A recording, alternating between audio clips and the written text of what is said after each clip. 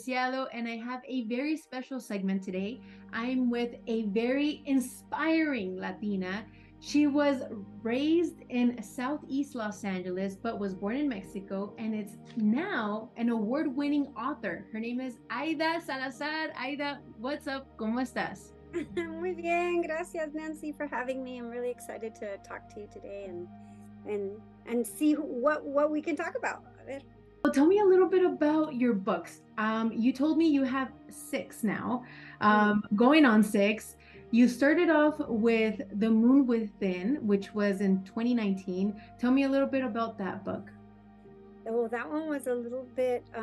It was my first. It was my debut novel, and it was a little bit challenged, and it has been a little bit challenged because it's about a little girl who's kind of coming into her puberty and her own, and her best friend is also coming into their own.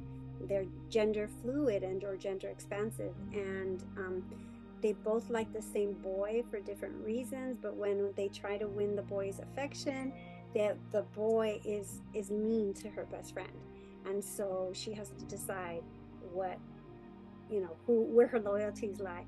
But in all of this, she is about to get her first period, and her mom wants to give her a moon ceremony when her first period comes, and she doesn't want it. So it's about puberty. It's about kid drama. It's about being a good ally, being gender inclusive, and it's just a fun middle school drama book. I grew up with a Mexican mama, so it was very rare when she talked about those type of things, and it was very uncomfortable, So I think that's a really good book to actually consider if you have a young daughter. Well, I wanted to rewrite the story of menstruation because like you grew up and it was like that's something we talked about. It was the rag, it was dirty, it was shameful.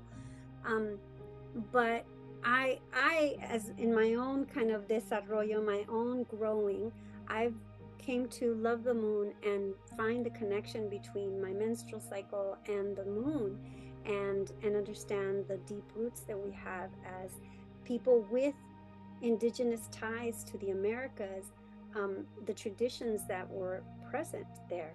And so I wanted to bring that to the light, and I wanted us to remember as a community that we have these traditions and that it's not a negative thing. It's something to be celebrated and honored. So I wanted to rewrite it, and that's what I tried to do in the book.